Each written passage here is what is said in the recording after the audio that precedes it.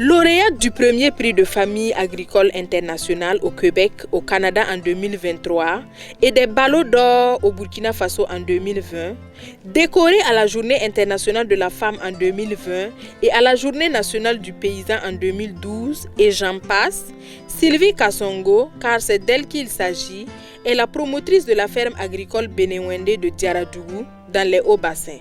Mariée et mère de 3 enfants, cette brave dame exploite une 60aine d'hectares en campagne humide et une 15aine en campagne sèche. Elle revient sur ses émotions lors de la remise du prix international au Québec. Ça a été vraiment la gloire de Dieu. Là, je me suis levée, j'ai eu du monde, j'ai eu peur. J'ai dit, tout cela, ça a été réservé pour nous. Le monde est sorti.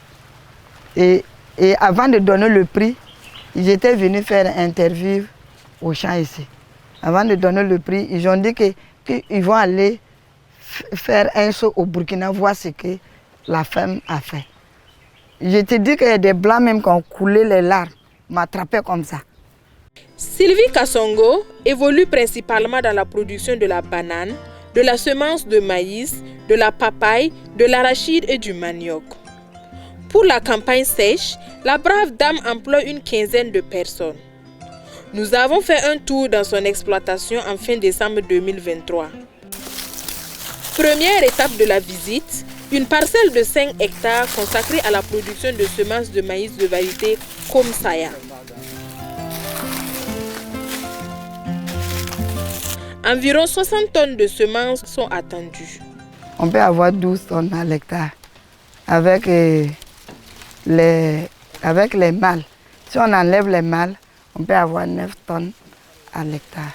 Et donc, si la semence s'achète bien, on peut avoir 1 kilo à 1000 francs. Ça veut dire qu'une tonne, ça peut atteindre 1 million.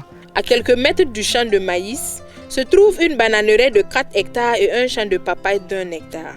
On peut attendre quelque chose de 55 tonnes à l'hectare. Oui, ça c'est au niveau de la banane. La papaye aussi, dans 1 hectare, tu peux attendre au moins 70 tonnes à 80 tonnes à l'hectare. Parce que quand vous voyez la papaye comme ça, lui, il donne beaucoup. Il donne, tu commences à récolter, chaque 2 semaines tu récoltes. Pendant 1 année, tu peux récolter.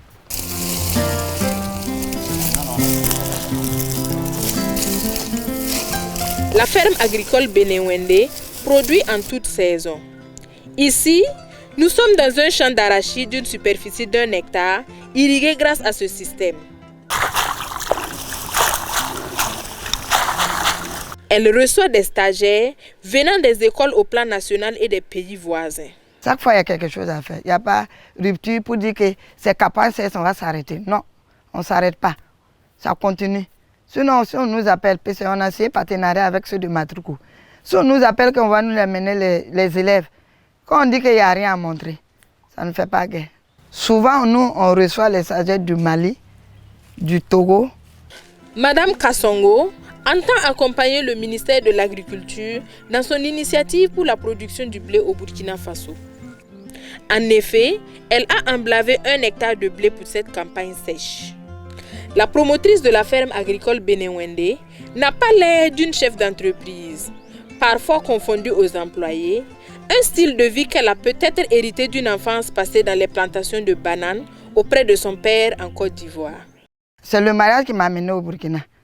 Et quand on est arrivé, il m'a proposé d'autres choses que de faire. J'ai dit, moi j'aimerais faire l'agriculture. Et ça, il m'a dit un jour, bon, comme tu ne recules pas, que tu trouves ton plaisir dans ton travail, donc je vais t'accompagner. Derrière cette grande dame se laisse cacher un grand homme, son époux, Pascal Kasongo, agronome zootechnicien et administrateur d'un institut supérieur. Quasiment éclipsé, il est ce travailleur de l'ombre qui assure toutes les démarches administratives de l'entreprise. Tout ce qui relève de cette entreprise, sur le plan juridique, je veille à cela. Sur les relations avec le monde extérieur, c'est ce que je fais. Et pour transmettre les correspondances dans les domaines qu'il faut. Pour les hommes, c'est ici très bien. pour lutter contre, comment on appelle ça encore? En tant que chef de famille, il faut dire que l'exploitation agricole familiale a apporté, en tout cas, j'allais dire, un plus sur le plan financier, parce que c'est grâce à ce travail que nous avons pu financer les études de notre fils qui est aux États-Unis. Et aussi, ça nous a permis d'agrandir les choses et d'améliorer nos conditions de vie. Partager son savoir-faire avec la jeunesse, c'est la contribution de la promotrice de la ferme pour la réduction du chômage au Burkina Faso. Elle a à son actif plus d'une centaine de jeunes formés. Madame Kassongo est toujours disposée à accompagner ceux qui désirent évoluer dans le domaine agricole. Moi, je n'ai pas l'argent pour les donner, mais connaissance que Dieu m'a donnée là, j'ai ça, je peux les partager avec, et puis ils vont devenir quelqu'un un jour. Il lance un appel, celui qui veut apprendre, ils n'ont qu'à venir, je vais les apprendre. Moi-même, ça me fait honneur quand j'apprends les jeunes. Même si aujourd'hui je ne suis pas là, mon nom ne va jamais se perdre un jour. Ils vont dire que c'est grâce à cette dame que je suis rentrée dans l'agriculture. La lauréate du premier prix de famille agricole international invite les Burkinabés à se lancer dans le combat contre l'insécurité alimentaire.